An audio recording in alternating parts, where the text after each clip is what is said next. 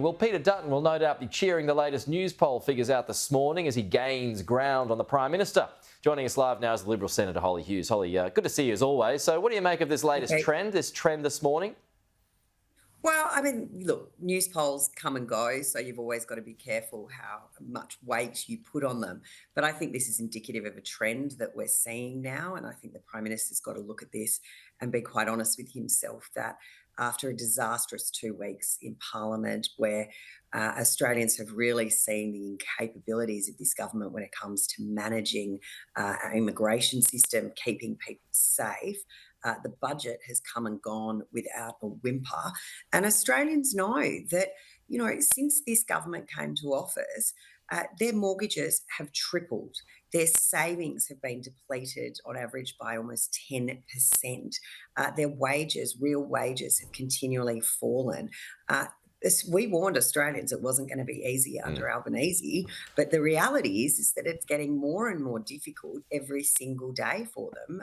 And this government just seems to have no clue as to what to do.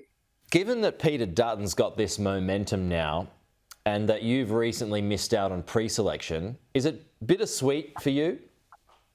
Oh, look, I'm still there for 13 months, so there's a lot of things for me to still focus on. And, I've had lots of conversations ongoing. People were quite shocked and horrified by the results. So, there's a saying, Pete, a week's a long time in politics. 13 months an eternity, honey. You never know what's around the corner. What are you cooking up? What are you cooking up, Hollie? Oh, look, there's nothing being cooked up at the moment. I'm certainly not interested in moving houses or anything like that. But, you never say never. And politics is a game where you never know what's coming. So, I met with Pete last week and I was in Canberra for estimates. I've got a job to do.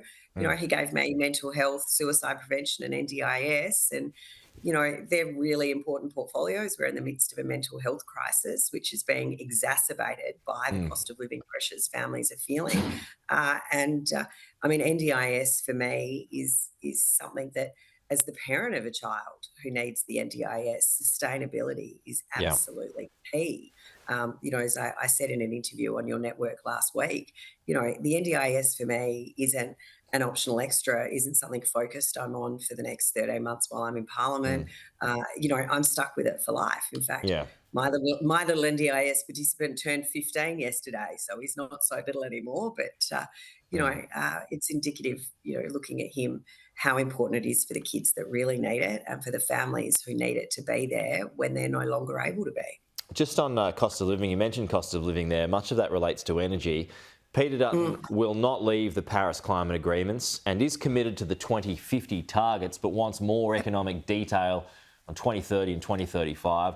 Is that wise or electorally a problem for those inner city seats that he needs to win back? Well, I think it's actually just reality.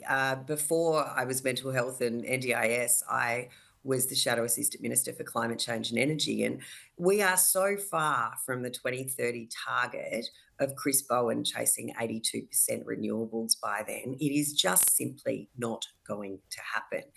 Not only are the renewable projects not there, the transmission lines are lagging so far behind schedule. It's just an absolute fallacy and it's dishonest for this government to keep proclaiming that they're going to make this target by 2030, which is just simply not going to happen. So there's a difference between chasing an ideology and being open and honest with the electorate, but ensuring that Australians, and remember, Pete, we contribute 1.3% of global emissions. Like, we can shut our entire industries down and all go live in the trees, and the difference it will make to global emissions is practically zero. China is overtaking us, in the volume of emissions almost every week. So the fact that 2030 puts China as a developing nation with a space program, I don't think so. So, no, that's true. We've got to be honest with the Australian people here. And I think the voters are smart enough to know, look, if there's a target reached by 2030, that's great, net zero by 2050.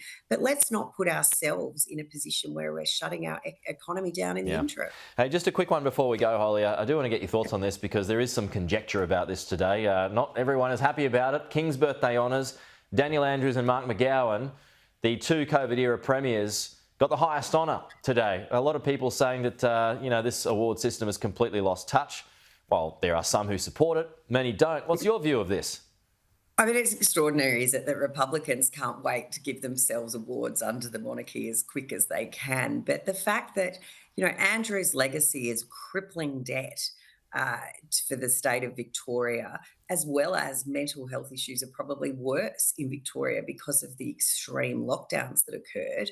And whilst McGowan didn't destroy the budget, he left behind a crumbling health system.